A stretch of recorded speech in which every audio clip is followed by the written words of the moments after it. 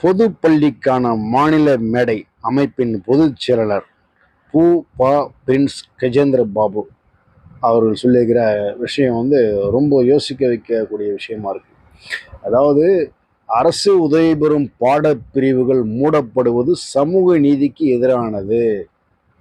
அரசு உதவி பெறும் பாடப்பிரிவுகள் தனியார் கல்லூரிகளில் மூடப்பட்டால் அது மேலும் வாய்ப்புகளை மறுக்கும் செயலாகவே அமையும். உயர்நீதிமன்ற உத்தரவு பல உண்மைகளை மறைத்து பெறப்பட்ட ஒன்று. அதை எதிர்த்து மேல்முறையீடு செய்யாமல் அதை நிறைவேற்ற அரசு முற்பட்டால் அரசு உதவி பெறும் கல்லூரி நிர்வாகங்கள் அனைத்தும் ஒன்றன் பின் ஒன்றாக இதே நடைமுறையை கையாளும் அப்படின்னு சொல்லியிருக்காரு. அதுல இந்த உத்தரவுல அரசு ஆசிரியர் நியமனத்தில் மிகவும் சிக்கலான நடைமுறை கொண்டுள்ளது என்ற பழி அரசின் மீது சுமத்தப்பட்டுள்ளது என்றும் குறிப்பிட்டு சொல்லியிருக்காரு. அதாவது, இந்த உத்தரவை ஏற்று நடைமுறைப்படுத்தினால் அரசு இவற்றை ஒப்புக்கொள்கிறது என்றே பொருள். அப்படி என்றால் சிக்கலான நடைமுறை யார் நன்மை அடைய பின்பற்றப்படுகிறது என்ற கேள்வியும் எழுகிறது. தயவு செய்து அரசு மேல்முறையீடு செய்யவும், அரசு உதவி பெறும் பாடப்பிரிவுகள் சென்னை டிபி ஜெயின் கல்லூரியில் தொடர்ந்து நடைபெறவும் உரிய நடவடிக்கைகளை தமிழ்நாடு அரசு மேற்கொள்ள வேண்டும் என்று வேண்டி விரும்பி கேட்டுக்கொள்கிறேன் அப்படின்னு அந்த அறிக்கையில் சொல்லியிருக்காரு. அதே மாதிரி அதில் இருக்கக்கூடிய சில சட்ட விஷயங்களையும் அவர் ரொம்ப விரிவாக சொல்லியிருக்காரு. அதாவது, சென்னை துரைப்பாக்கம் டிபி ஜெயின் கல்லூரி நிர்வாகம் பல்வேறு வழக்குகள் நிலுவையில் உள்ளதை குறிப்பிடாமல் 2022 உயர்நீதிமன்ற உத்தரவை கல்லூரி நிர்வாகம் நிறைவேற்ற தவறியதை மறைத்து தனக்கு சாதகமாக சில வாதங்களை வைத்து சென்னை உயர்நீதிமன்ற ஒரு நீதிபதி அமர்வில் ஒரு உத்தரவை பெற்றுள்ளது. இது சிறுபான்மையினர் கல்லூரி 2 நீதிபதிகள் அமர்வுதான் இத்தகைய வழக்குகளை விசாரிக்கும் என்ற நடைமுறை உள்ளது. ஒரு நீதிபதி அமர்வு விசாரித்து உத்தரவு பிறப்பித்துள்ளது. உத்தரவின்படி கல்லூரி நிர்வாகம் அரசு உதவி பெறும் பாடப்பிரிவுகளை அரசிடம் ஒப்படைத்து விடுவதாக, அதாவது சரண்டர், முறைப்படி தெரிவித்தால் தெரிவிக்கப்பட்ட நாளிலிருந்து 2 வாரங்களுக்கு அரசு அதை ஏற்றுக்கொண்டதற்கான கடிதத்தை வழங்க வேண்டும் என்பதே 18/9/2024 அன்று நீதிமன்றம் அளித்த உத்தரவின் சாரம்.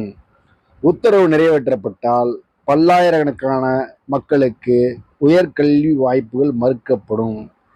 பல்லாயிரக்கணக்கான மக்கள் சென்னை நகரிலிருந்து அப்புறப்படுத்தப்பட்டு துரைப்பாக்கம் மற்றும் அதை சுற்றியுள்ள கண்ணகி நகர், செம்மஞ்சேரி, பெரும்பாக்கம் உள்ளிட்ட பகுதிகளில் குடி அமர்த்தப்பட்டிருக்கிறார்கள். அவர்களின் உயர்கல்விக்கு பயன்பட வேண்டிய அரசு உதவி பெறும் பிரிவுகளை மூடிவிட்டு, அதாவது அவருடைய உயர்கல்விக்கு பயன்படக்கூடியதாக இருக்கக்கூடிய அரசு உதவி பெறும் பிரிவுகளை மூடிவிட்டு அதே பகுதியில் உள்ள ஓரளவிற்கு வசதி படைத்தவர்களிடம் பணம் பெற்று வணிக ரீதியாக கல்லூரியை நடத்த சுயநிதி பிரிவுகள் மட்டுமே இனி டிபி ஜெயின் கல்லூரியில் இயங்கும் அப்படின்னு ஒரு குற்றச்சாட்டை வைக்கிறார். அரசு இடம், பல்கலைக்கழக மானியத்தில் கட்டப்பட்ட மாணவர் விடுதி, விளையாட்டு அரங்கம், அரசு உதவி பெறும் பிரிவுகளால் கல்லூரிக்கு உருவாகியிருக்கும் நற்பெயர் ஆகியவற்றை வணிக ரீதியாக பயன்படுத்தி பெரும் பொருள் ஈட்டும் நோக்கத்துடன் தற்போதைய டிபி ஜெயின் கல்லூரி நிர்வாகம் செயல்படுகிறது. அரசு ஆசிரியர்களுக்கு ஊதியம் தர முன்வரும் போது அதை வேண்டாம் என்று மறுத்து நாங்கள் மாணவர்களிடம் வசூல் செய்து ஆசிரியர்களுக்கு ஊதியம் தந்து கொள்கிறோம் என்று நிர்வாகம் சொல்ல வேண்டிய அவசியம் என்ன? விண்ணப்பம் கொடுக்காமலேயே மாணவர்கள் விண்ணப்பிக்கவில்லை என்று கூறுவது எந்த வகை நியாயம்? மக்களின் வரிப்படத்திலும் மாணவர்கள் செலுத்திய கட்டணத்திலும் இன்று வளர்ந்து நிற்கிறது டிபி ஜெயின் கல்லூரி. துரைப்பாக்கம் டிபி ஜெயின் கல்லூரியில் அரசு உதவி பெறும் பாடப்பிரிவுகள் தொடர்ந்து செயல்பட வேண்டும். உயர்நீதிமன்ற ஒரு நீதிபதி அமர்வு உத்தரவை எதிர்த்து தமிழ்நாடு அரசு மேல்முறையீடு செய்ய வேண்டும். சட்டப்படி மற்றும் நிர்வாக ரீதியிலான நடவடிக்கைகளை மேற்கொண்டு அனைத்து நடவடிக்கைகளையும் தமிழ்நாடு அரசு மேற்கொண்டு அரசு உதவி பெறும் பிரிவுகள் டிபி ஜெயின் கல்லூரியில் தொடர்ந்து செயல்படுவதை உறுதி செய்ய வேண்டும்.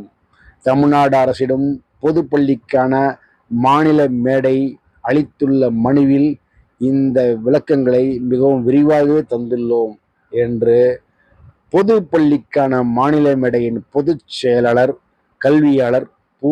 ப. பிரின்ஸ் கஜேந்திரபாபு தெரிவித்திருக்கிறார்.